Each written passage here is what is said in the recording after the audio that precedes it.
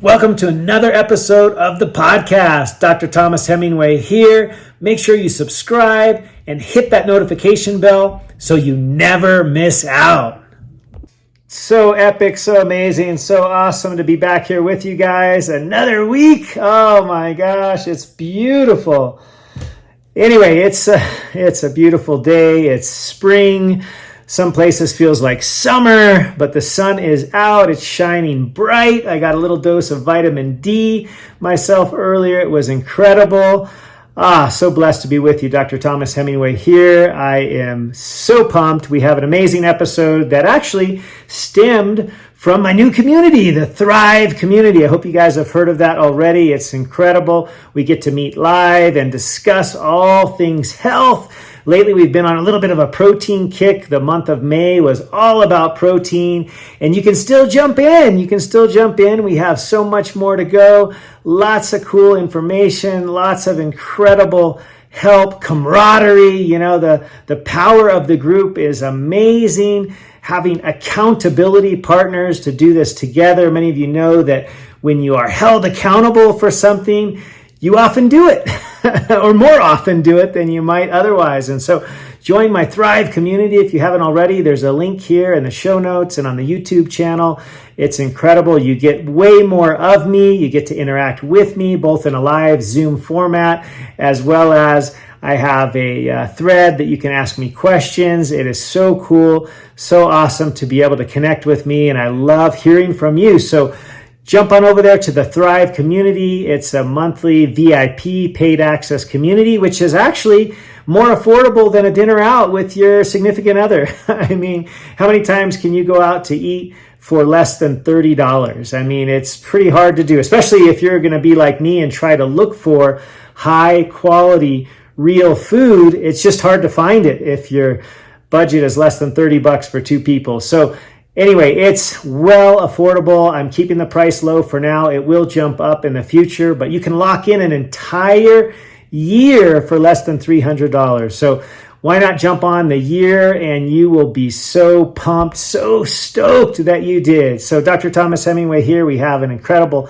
episode about the timing of our foods, not just food in general, but the specific macronutrients. When should we eat protein? When should we eat carbohydrates? When should we eat fats? And does it matter? There's so much talk about this lately. I've been kind of perusing the health and wellness influencers on the major, social media outlets, Instagram, etc. And everybody seems to have a different take on this. And you know what, guys?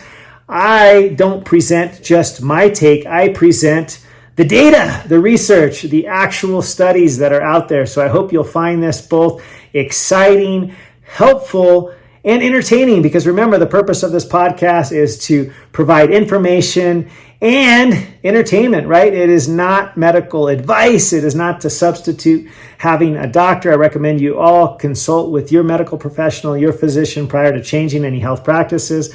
But here we get to just talk story. We get to talk about the data, the latest and greatest. And I'm going to just start it off with a bang with this new research that's just came out in the last 6 months on the timing of my favorite macronutrient. Can any of you guys guess what this might be? Come on, drum roll, please. Let's see if we can hear a little bit of a drum beat. You.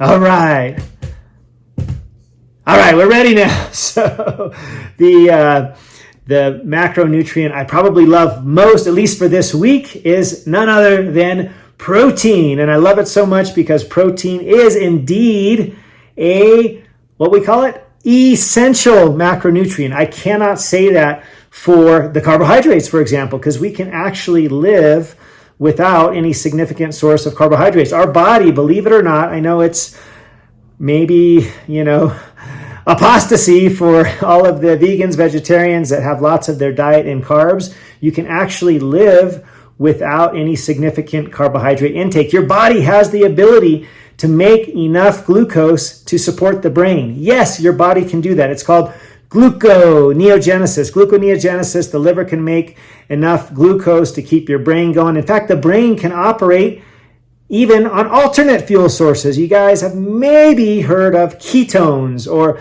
ketone bodies. This is kind of the thing in the keto community and paleo community. And I'm not saying that either one of these is better than another, but there are advantages, and disadvantages, and everybody is different. The cool thing about what I have come to in my 20 years of medicine and many more years of just being a health and wellness aficionado, enthusiast, just learner, if you will, perpetual student. That's me, the perpetual student. Yes, I have an MD, but I'm always learning. I'm currently getting an additional certification in functional medicine from the Institute for Functional Medicine, which is ifm.org. If you guys need a functional medicine doc, which I highly recommend, these guys and gals are trained in how to do things naturally without necessarily using prescriptions. And there's a time for prescriptions. Absolutely. As a medical doctor, I'd be the first to say that there is a time and a place for prescription medication, but often it is too much of the time in the lay, world, in the Western world where I did my training. We often reach for that prescription pad way too quickly. So if you're finding that your doctor, your wellness person is not quite on the same page with you and you're looking for maybe a physician or a wellness practitioner that has this added insight and training in functional medicine, go to ifm.org, a shameless plug for them because I just think they're an amazing group and I'm currently certifying with them. I've done several courses already and it's stuff that I largely already know, but why not get the check mark, the merit badge, whatever, because I think it's important because there's so much great information out there. So Institute for Functional Medicine, check them out. You can find a doctor there, or provider if you need one that resonates with you. Anyway, protein, as I mentioned, is powerful. I love to talk about protein because it is essential, unlike carbohydrates, if you will, that we can manufacture appropriate glucose in our body. And protein, we can't do that. We actually have no real factory, if you will, to make protein in our body.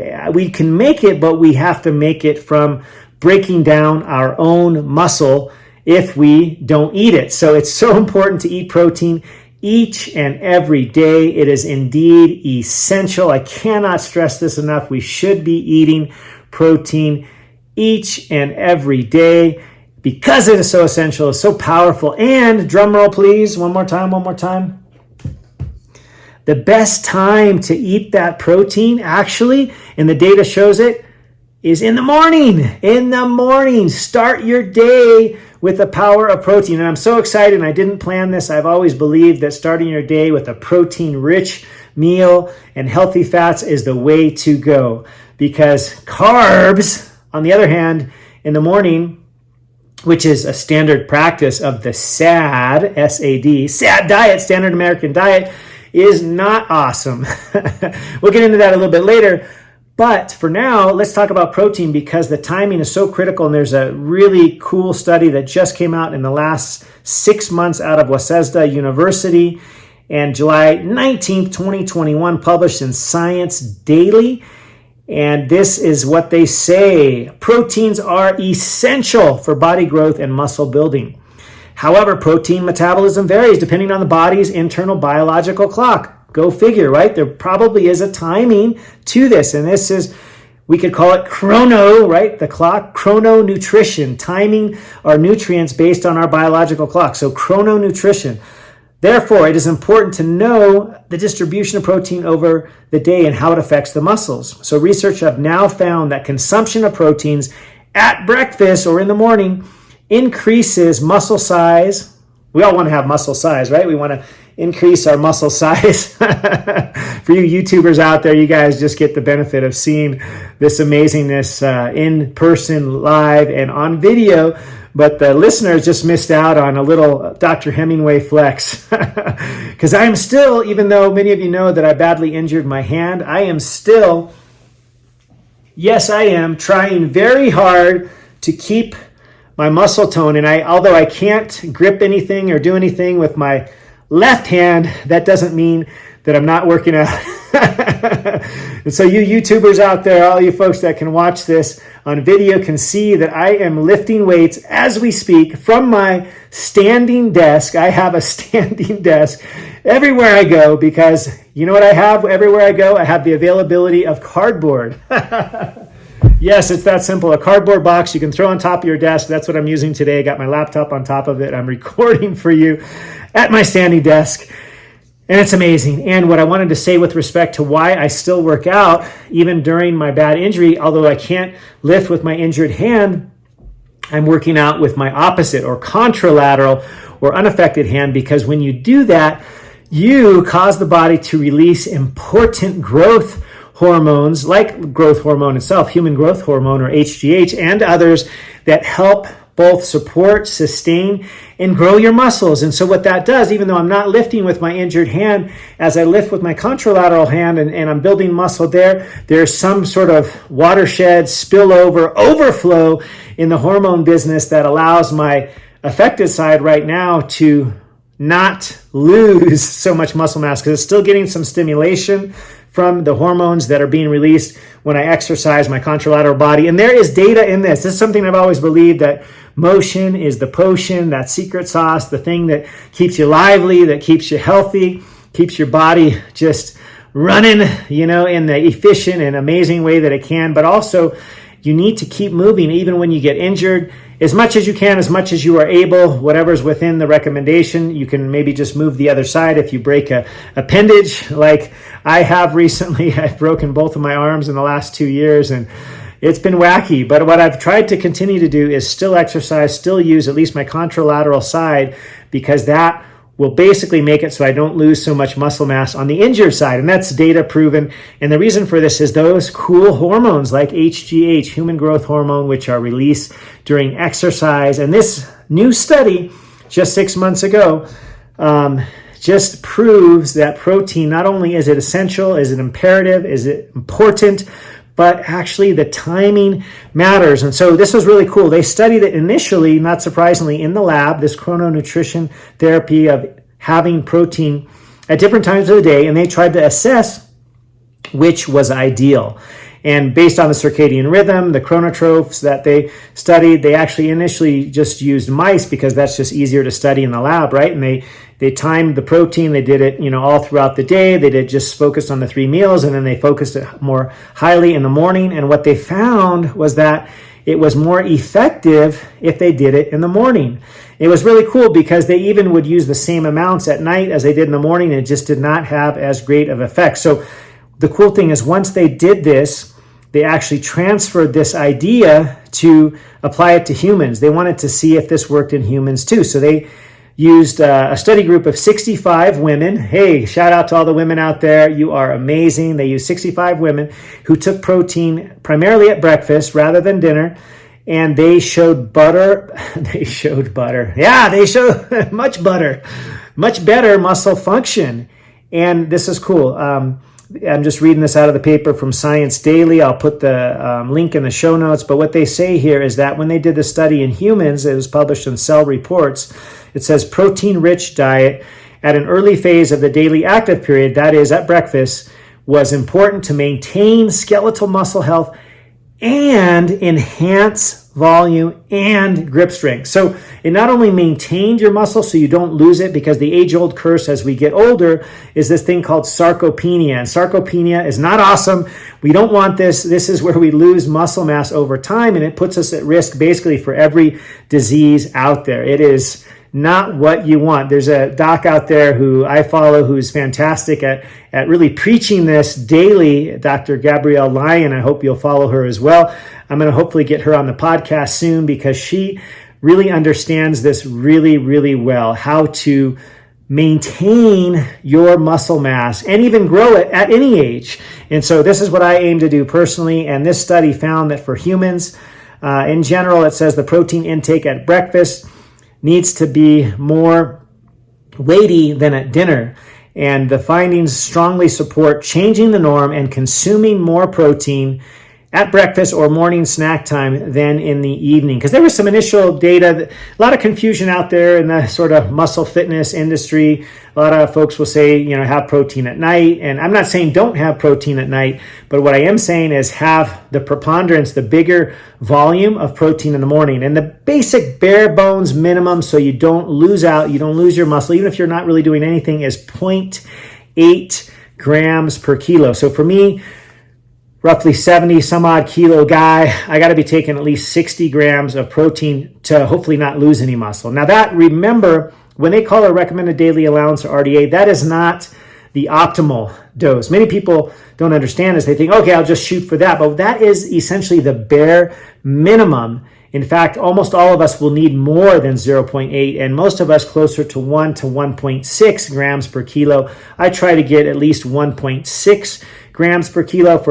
For me, 70 kilogram dude, that's going to be roughly 120 grams of protein a day. So what my goal has been is to get 40 at every meal, so that's 120, but I actually weigh it more heavily in the beginning of the day. Let me just give you an example. Today, I had for breakfast 4 eggs, so that's roughly about 28 grams of protein.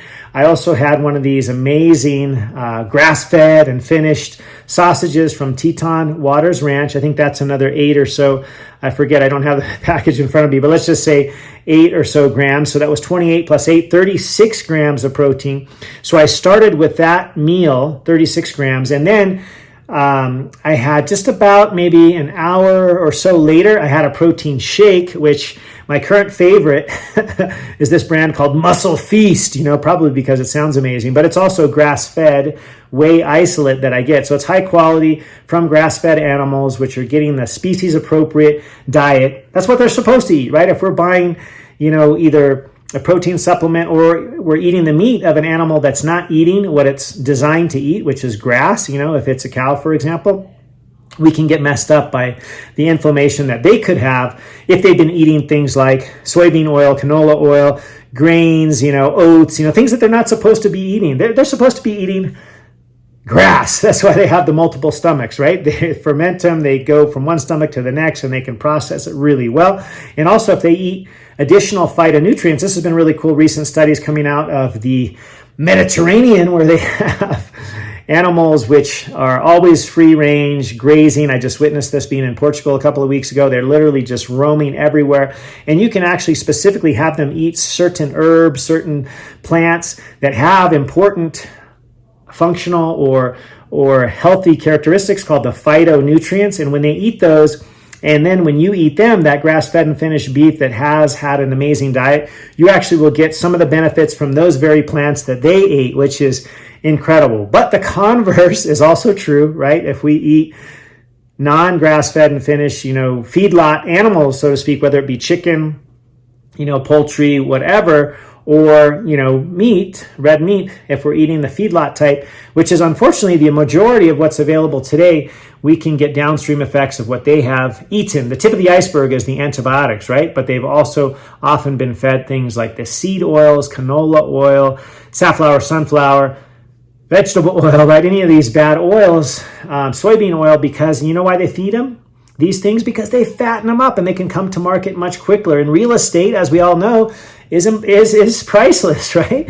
They do this with the chickens too. They can literally bring them to market in 2 weeks, which is not normal. Anybody who's had chickens, I've raised a few, and it takes months for these guys to get to full maturity when they're just eating, grass and seeds and the things that they're supposed to eat. You can't get them to market in 2 weeks off their normal species appropriate diet. And so you got to have a little bit of caution. Always read the labels, find out where you're getting your meat from, how it's sourced. If it's fish, make sure it's wild caught.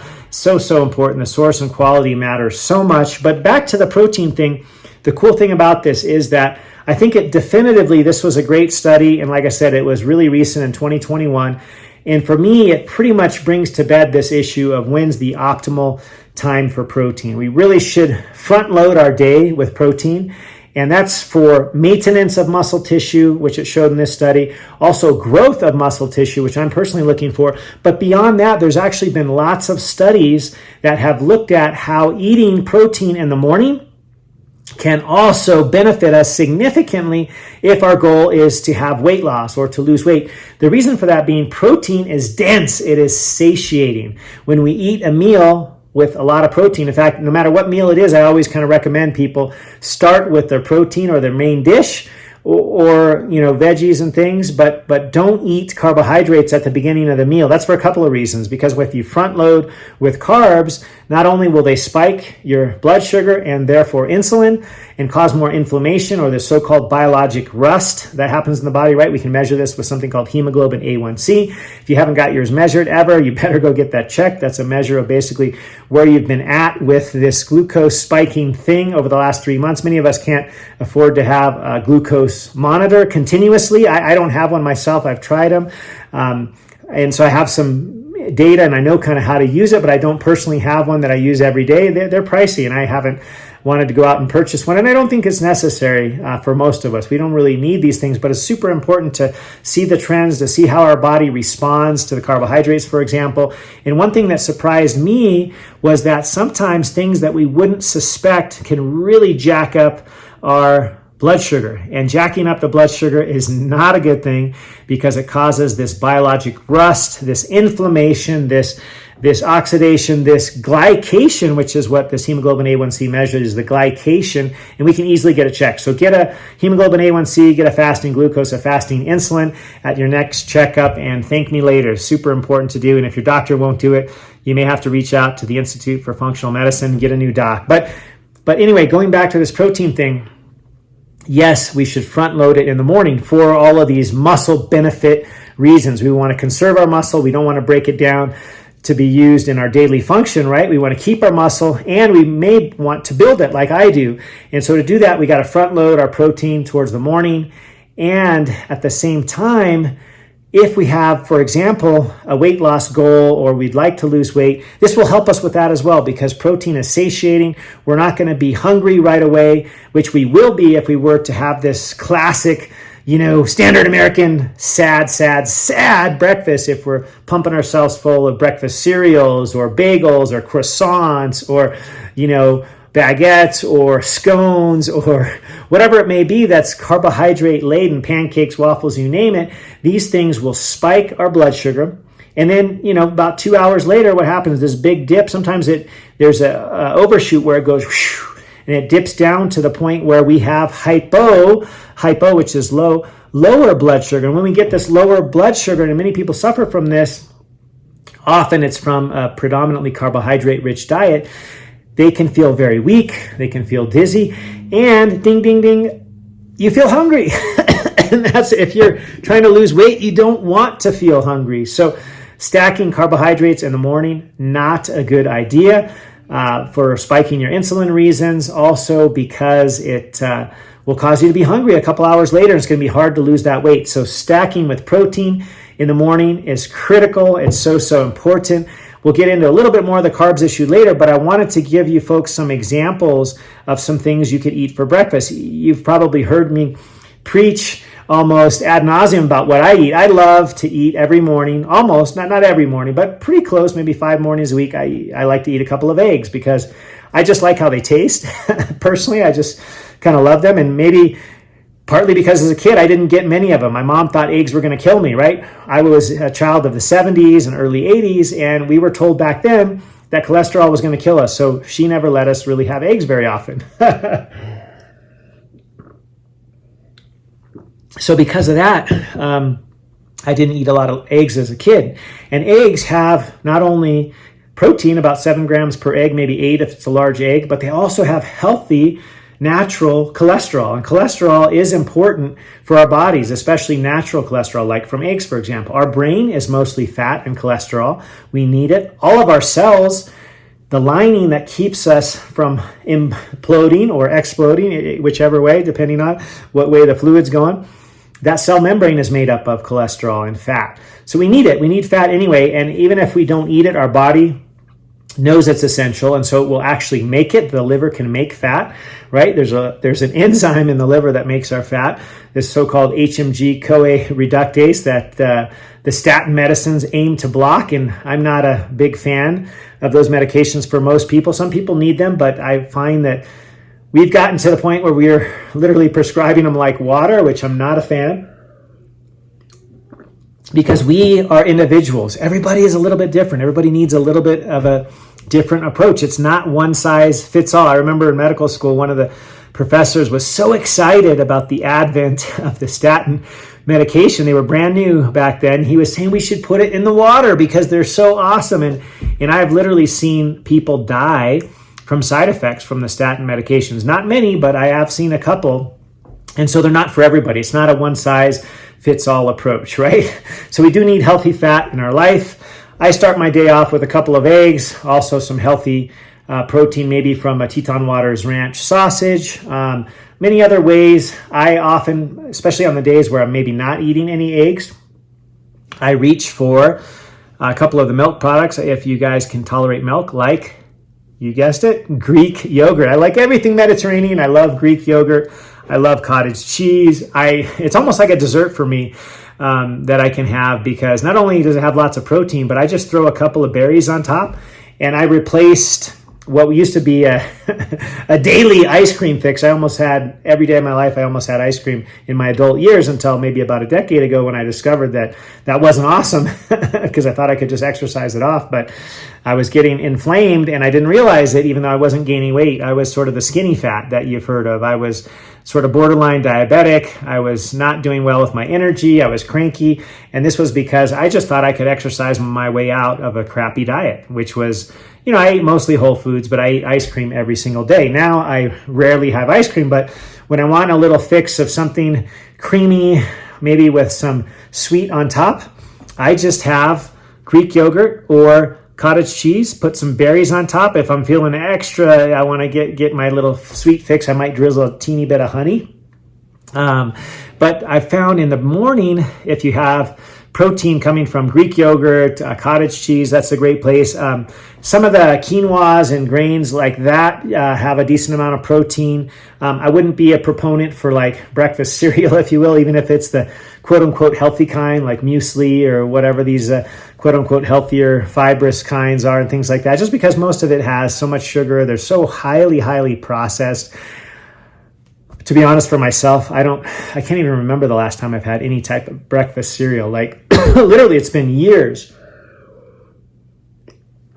I think the last time I even had breakfast cereal was I bought this one particular brand that was like keto friendly, and it had better ingredients, and was instead of hardcore carbohydrate laden, it was some kind of grain-free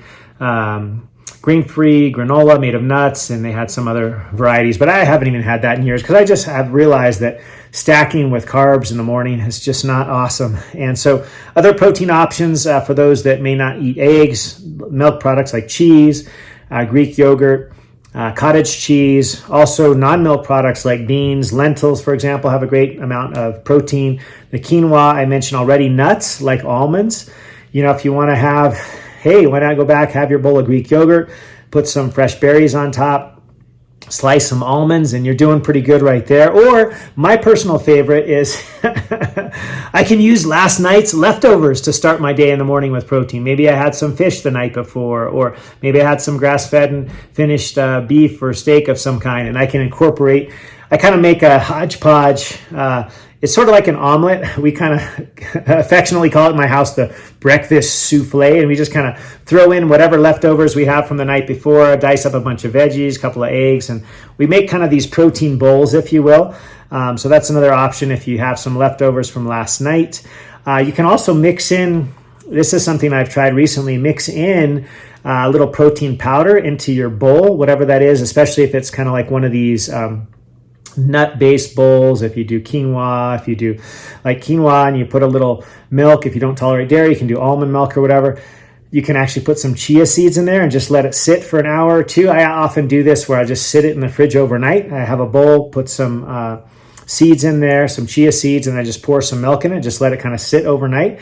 And then I eat it in the morning as kind of my cereal, if you will, and throw some berries on top. It's kind of nice. So those are some options. The seeds, like I mentioned, the almonds, pumpkin seeds, chia seeds, these all have great sources of protein. Another thing you might not have thought of is certain breads. In general, I'm not a big fan of bread. You guys heard me just recently podcast on bread. It's not the bread of our ancestors, which used to be the staff of life, not really so much anymore because it's such a poor quality bread that most of us have access to. But there are some sprouted grain breads, the real dense sort of German, thick, dark colored pumpernickel rye bread that's like literally like you got to saw this stuff. You can't just cut through it because it's not fluffy. Kind of a rule of thumb is if your bread is really fluffy, it's probably not very good for you. But Ezekiel bread, sprouted grains bread, this dense rye pumpernickel bread you can get from Germany, those are all acceptable. I throw, if I ever do that, I can't help myself, a half of an avocado on top, do a little avocado toast. Another thing you could do is you could slather it with your favorite almond butter, either peanut butter, almond butter, whatever kind of butter, but make sure it doesn't have any bad oils in it, right? Like the peanut butter that I buy only has peanuts and water, nothing else. Like literally nothing else. They don't add any other canola oil, seed oil, nothing else. It's literally just the peanuts and salt. But the bottom line is protein is essential. We have to consume it daily. And so start your day off, pack it in with the power of protein in the morning, stack it heavy towards the morning, which I do with my breakfast. And I usually have some kind of a snack, which is typically a protein shake. And so I like this morning, I had 40 grams of protein in my protein shake, 30 in breakfast. So in the first couple hours of my day after I had worked out, I did 70 grams or over half of my daily intake of protein just in those morning hours. And then later in the day, I'll have some protein with every meal, but it'll be a little bit less stacked. And so if you're going to stack it towards the morning. That's the latest data. That's the benefit. So critical, so crucial. And it does have also those benefits of weight loss because it satiates you. There's a lot of data that show that if you eat protein with breakfast, you won't get hungry so quickly. You're not going to be reaching for snacks so quickly, and you can actually lose weight. And so while we're talking a little bit about timing, why not talk a little bit about timing of the carbohydrates? Because this has been somewhat equally controversial, and it's gone full circle. And once again, this is not a one-size-fits-all approach. It depends on you, on your needs, your athletic performance needs, what your goals are, if it's weight loss, weight gain, weight maintenance, exercise performance. It's all going to depend a little bit. So this is not a one-size-fits-all approach. But what I will share is just some data, which is kind of interesting that you may not have totally understood in the past. And one of the first things I'll profess is what I had shared earlier is that stacking carbs first thing early in the morning is not awesome for all the reasons I already mentioned, that you get this spike in blood sugar and then a dip, which is hypoglycemia, then you're hungry again and you want that snack. So for those purposes, not good. But also in the morning, interestingly enough, we all are a little bit what we call insulin resistant in the morning. And the reason for that is that every one of us, no matter what time it is, usually it's early in the morning, 4 o'clock, 5 o'clock, we have a spike in our hormone called cortisol. And that is what helps us kind of wake up. So we have this spike in cortisol, which also elevates our blood sugar. So we already have a tendency when we wake up first thing in the morning, have a little bit of a spike in our blood sugar and correspondingly in our insulin. So that makes us a little bit what we call insulin resistant in the morning. And so if we pound the carbs in the morning, we're going to have an even bigger spike because we're already naturally a little bit insulin resistant based upon this, what's called the dawn, like the morning, DAWN, the dawn phenomena, which is that we have a natural spike in our blood sugar, our cortisol, really, which is the hormone that causes this. We have a spike in our cortisol in the early morning, which makes us a little bit insulin resistant. So the dawn phenomenon of having elevated cortisol in the morning makes it so we shouldn't have big bursts of carbohydrates early on because we're already a little bit insulin resistant. So if we add on the carbs, it's going to just make it even easier for us to spike in our blood sugar, our glucose, and correspondingly our insulin. And you guys know by now that insulin is what makes us fat. Carbs make us fat. Fat does not necessarily make us fat. Even my grandmother taught me this. So when we talk about carbs, we got to keep in mind that, there's the simple carbs, which are, like the juices, sugars, right? Even honey and milk, they're simple sugars. These are the simple carbs. And so we don't want to consume too many of these. In fact, I love to tell people to eat their fruit and do not drink their fruit. So I am not a fan of juicing. I almost never juice. There are some juices here and there that have been shown to have benefit, like pomegranate juice, cranberry juice, but I do not juice. The reason being, I like to get the full benefit of the fruit. So I actually like to eat a whole pomegranate, and I'm a little weird. I like to chew on cranberries occasionally. I like the fibrous tissue in there that prevents a big spike in the blood glucose and then correspondingly the insulin. It also gives you more of the phytonutrients if you eat the whole fruit. So I always proclaim to the world to eat your fruit, don't drink your fruit. And so I'm a fan of the more complex carbohydrates, which have 3 or more sugar molecules, right? These are higher in the complex carbs, which are like the real fruit and vegetables, things like quinoa, sweet potatoes, things like that. And the reason that these are better is because they come with fiber. And the fiber is awesome for our gut health, right? Our microbiota that lives within us, on us, inside of us, these gut bacteria that can be our friends or they can be our foe if we feed them the wrong stuff. They are here to help us or to hurt us, but we get to decide with what we put in our mouth. And so if we are eating complex carbohydrates with prebiotic fibers, this will help feed these healthy bacteria, which will in turn help us by producing things like vitamins. They can produce B vitamins. They can produce serotonin, the happy hormone, right? They can help our gut cells, the enterochromaffin cells. They can help them produce the serotonin, 95% of which, who knew, was in the gut, only 5% in the brain. And so we can affect our mood, our health by eating these fibers, these complex carbohydrates with prebiotic fiber. And so that's what I always recommend. And so don't eat too many of the simple carbs, right? Try to steer away from the juices, eat your fruit, don't drink it. There's a study I have to mention this because I found it so interesting. This was a 6-month study done to look at whether carbs in the morning, carbs at night, carbs all day long, like what was the best. And super interesting because they had a couple of different groups. They had, and they all had the same number of calories. So this is not one group got more calories. They basically standardized it so that they all got the same number of calories.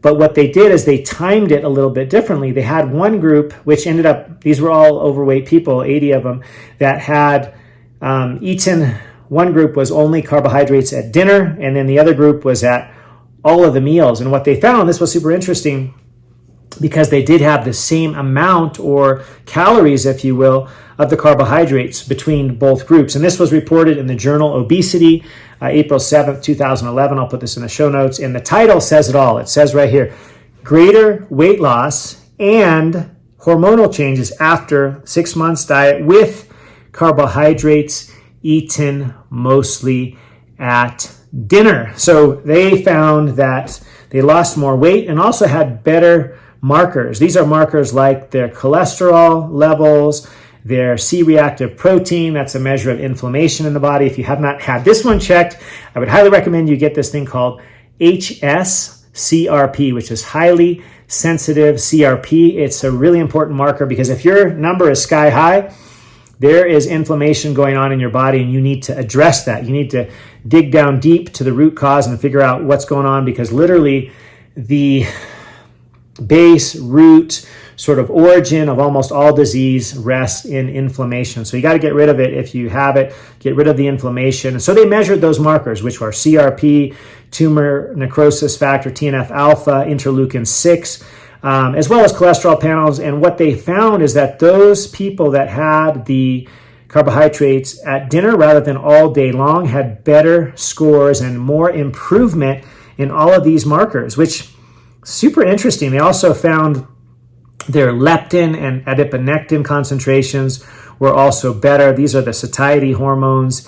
And so it was really interesting. They also suggested, although they didn't study this in particular, they suggested that stacking the carbohydrates more towards the evening rather than all day long, that did have some benefits with insulin resistance and the metabolic syndrome. So this was reported, like I said, 2011, the Journal of Obesity. Super interesting, where the group that had their carbohydrates mostly at night as opposed to all day long, they lost more weight. They had better markers with respect to decreased inflammation and things such as that. And so that is one source.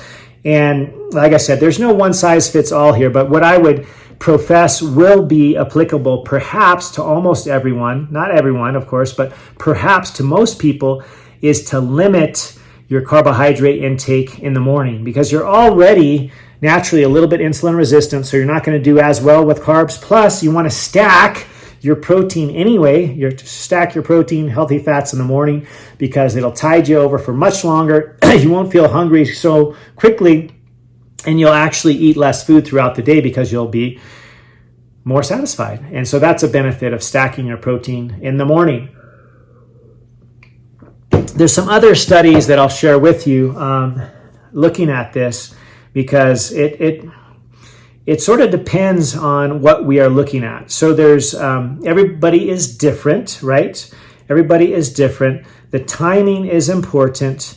But you have to consider your individual circumstance. For example, if you're a bodybuilder, these rules are going to be a little bit different. You're going to be eating more carbs throughout the day, probably stacking them even a little bit towards whenever your workout is. So if you're working out towards the beginning of the day, you will actually most likely stack some carbohydrates, because that has sort of an anabolic or growth effect. And if you're just pumping iron hours and hours and hours of the day, you may want to stack carbohydrates with your protein.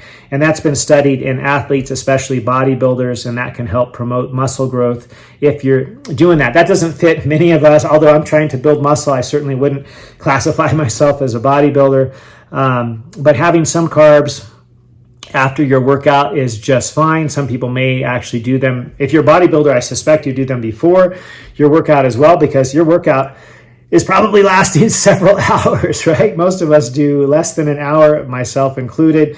But there is some point in taking carbs earlier in the day, especially for these elite athletes, bodybuilders, those that are really doing lots of performance type stuff. And you don't want to be exercising all day with eating nothing. That doesn't even make sense, right? Because you're going to start breaking down your own muscle mass to be able to, supply the body with calories, which is not what you want to do. So a little bit of a fasted workout in the morning, which is what I do, is great. But if you're going to do prolonged activity, more than an hour, certainly I would recommend you have some kind of intake, be it protein and carbs, etc., because long workouts, you need that kind of stuff. You need to replenish your muscle glycogen.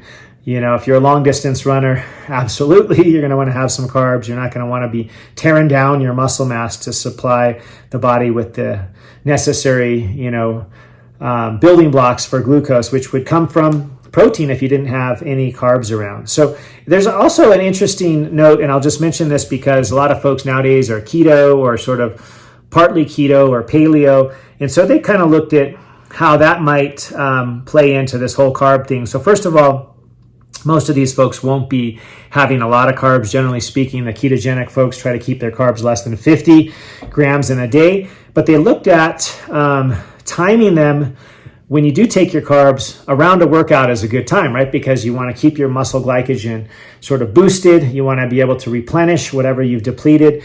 And also they noticed that some people that are on a ketogenic diet, which I am not, I would consider myself on a sort of low-ish carbohydrate diet, but I'm not full-blown keto. In the morning, I think I'm keto because I haven't eaten, right, for 8 to 12 hours when I wake up, depending on what time I went to bed and so on.